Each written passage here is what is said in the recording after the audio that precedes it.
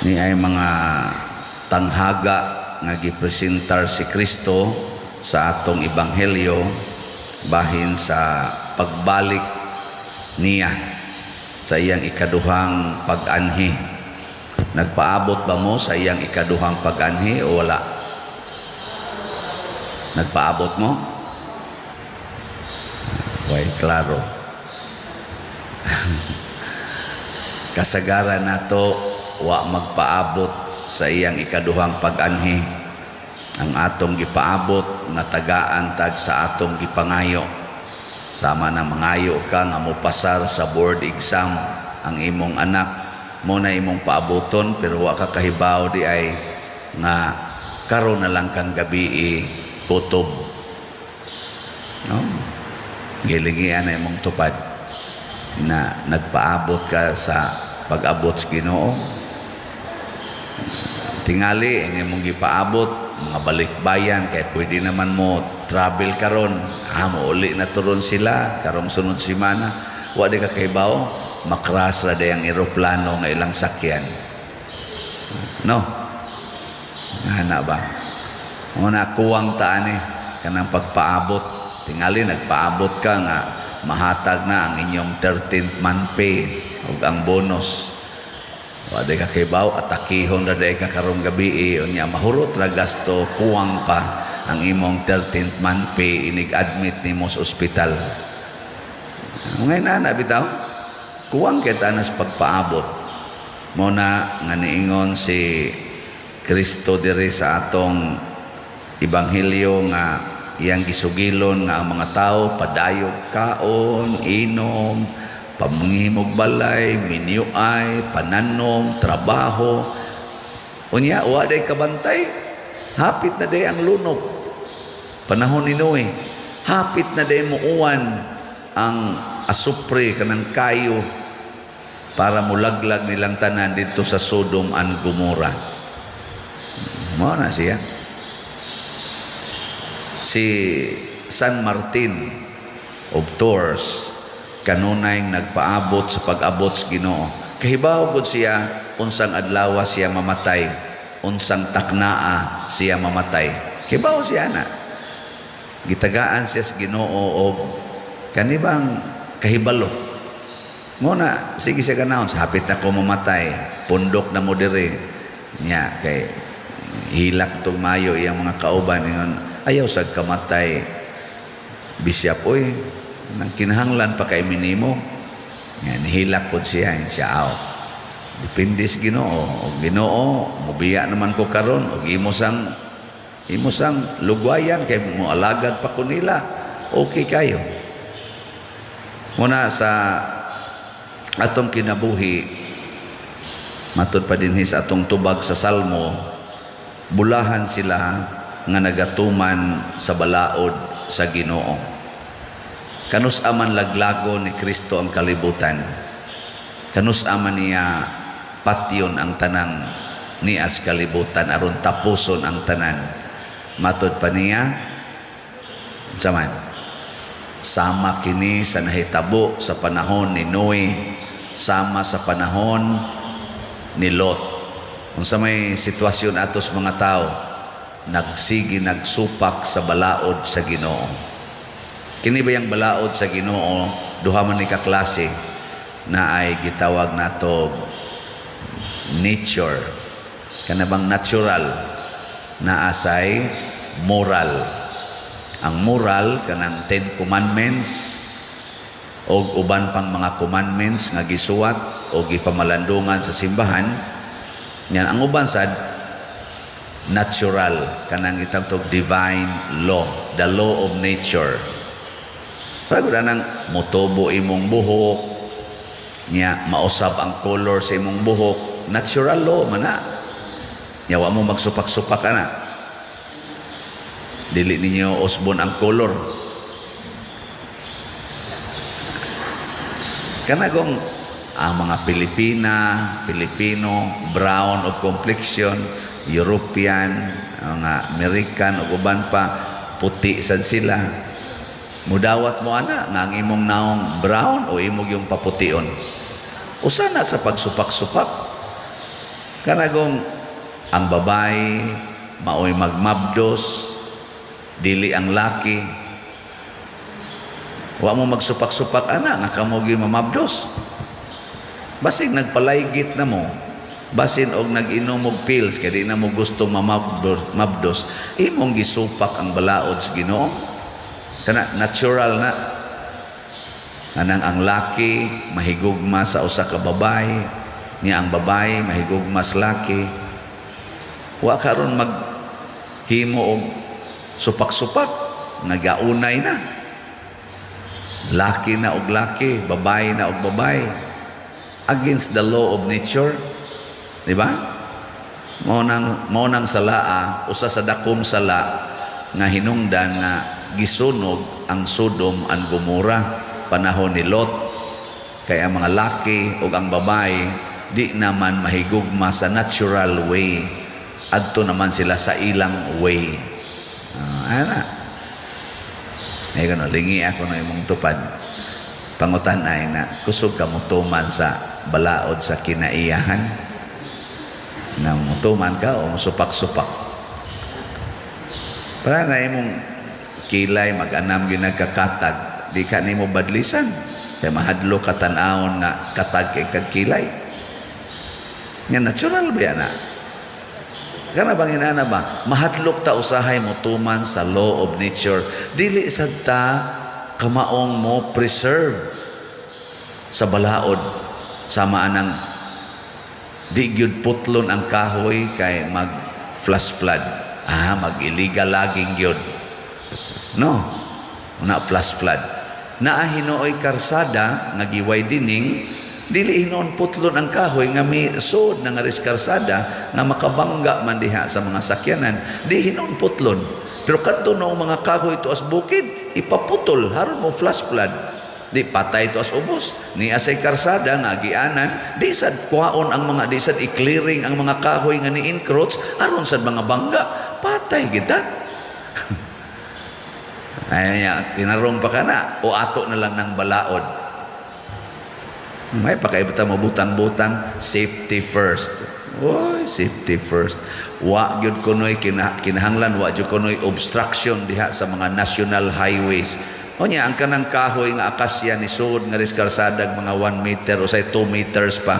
Anha man sad mo parking ang sakyanan kay di man agianan, di nanay obstruction. Naman diha ang balaod nga safety first. Pila nakabuk na nga matay tungod anang mo encroach ang kahoy. Pero di putlon, pero naay mo open og subdivisions, mga akasya putol dayon. Naay mo open og subdivision tus bukid bungkag hasta mga bato, mga kahoy, way ni badlong. Di ba? Basig kita na lang ba mo'y naghimo-himog balaod. Nga sunod dayon kaning moral law. Connected sa siya sa natural law. Kung sa may moral law, higugmaa ang imong kaaway. Come on, higugmawa na. Nituman mo anang balaura. Na doko-doko lang. Ihatag ang tanan ngadtos mga kabos. Ay mo pagsigig tigom og kwarta din his kalibutan, tigom og kwarta dito sa langit. Tuman mo na. Nga sige kurog hangyo nga palit mog slot og mahigugma mo nako kay birthday man nako kung makaabot ko karong November 24, birthday man nako, ayaw ko nyo tagai og in kind cash gyud, pero in the form of buying slots. Kamong tanan nga nakauyon aning akong pagkapari palit mog slot, isip inyong birthday gift. Nanabi ako'y ubay-ubay na dawat niya, moingon sila, Father, ako ning birthday gift nimo 2,000. Kasi uban, Father, mag-birthday gift ko nimo 25,000. Nanay, dako-dako gyud ang atong slot. Ang atong dopes niabot ng atong halin as of yesterday og 10,258. So salamat kayo. Nagtuman mo sa moral law. Isa mo na, kinahanglang mo tabang yun ka sa simbahan. muhatag yun ka sa imong suporta sa simbahan. Nga naman, kayang simbahan mao ang buhi nga agianan padong sa kaluwasan. Dinhi nato pandayon ang atong kinabuhi. Muna si San Martin nagtukod to siya mga monasteryo, mga simbahan, mga communities iyang ipangtukod. Ang tanan niyang kwarta gigasto gyud isip obispo dagko biya nag-income ang obispo. Dako-dako mag-income ang pari sa mo tanang obispo no. Pero wa gid siya gitigom nga kwarta nga iyang kabus ra gid siya, pero ang tanan niyang income sige yung tabang ngadto hasta mga pari, mga religious nga nagkalisod sa ilang financial o sa ilang relasyon iya ginang tabangan. Gihurot gid niya ba ang tanan. Mao man ay sugo sa Ginoo, moral law man na siya, sell everything you have and give it to the poor. Nang mingon ko tukuro ni natong atong kumbinto, nya kamong tanan nga nahigugma sa akong pagkapari, mupalit mog slot gikan karon hangtod November 24. Hurot na ning 44,742 na malaning kuwang. Hurot niya minilyon gud mong siging view tibo kalibutan no. Pobre magud may padergod, anak pobre. Ngano man tong driver sa balhabal nakapalit mag slot? Ngano man tong buta nga masahista kapalit mag slot? Ngano man tong sa nga kanang naninda lang dias bikiri, empleyado sa pagpanindag pan dias bikiri kapalit mag slot? Kadtong labandira kaupat naman kapalit og slot? Hasta ganitong 10 years old nga bata nakapalit mag slot? Ngano man na? Doon na siya ay gugma sa pagtuman sa balaod sa Ginoo. Pero wa jud kay gugma, ay sos bisan pag naapakay minilyon di jud ka mo palit.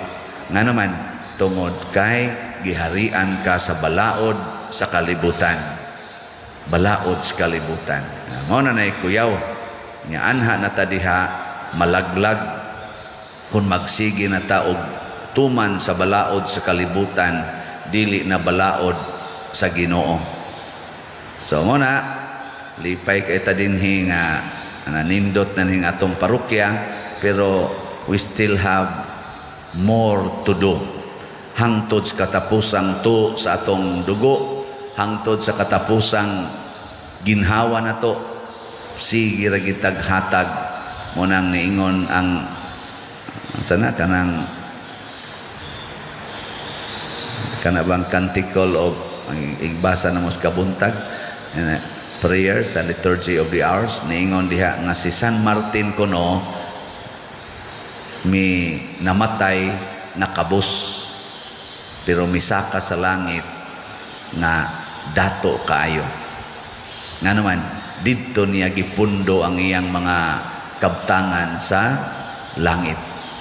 Pinaagis pagtuman sa tanang sugo sa Ginoo dinhi sa kalibutan. Nya kon inyo sa nang buhaton, ato sa nang buhaton, mahimo sa tang dato. Sige, lingi ay mong tupad na sa karon, pobre o dato. Okay. Ilhan man ani mong dato kay di naman na magsigig pangutkot sa o. Pero kanang pobre, sige nagpangutkot sa o. Sige nagpanghupaw. Ay, kaproblema gyud ana. Na pobre. Pero kanang dato, relax na kay na, yahay na kay na. Naaroy mga bilyonaryo, di na hapit katog. Nasay way kwarta, hagok lang, way kaon, ingoy abla gamay, atog dayon. Nga naman, dato man sila, relax, contented. Naaroy daghan kayo, nindot kay trabaho, pero hapit na sa noon naputo sa utang. Wa na'y hapit sweldo kay naputo sa utang. Naasay kargadora pero nakatigom. Depende gina sa atong pagsunod sa Ginoo. Naasay pare nga daghan kayo kolekta, sige ingon way kwarta. Naasay pare nga wa gani assignment nga tarong, sige panghatag ngadto mga kabos, daghan kay natabang. Na amang gani mga madre, ari pamutabang sa pare, hatag og mga ang pare nung sige kolekta wa gyud kahatag sa madre. Nabali ba? Pare na nang sighatag sa pare. Ang madre na sighatag sa pare. Ang madre, wag na kadupa-dupa, wag na ikolekta kada adlaw. Pero sige lag-alagad. Hasta daghanag ikahatag. O na, unsa may question, ang atong pagsunod sa Ginoo. Okay, manindog na ta katong sunod sa Ginoo.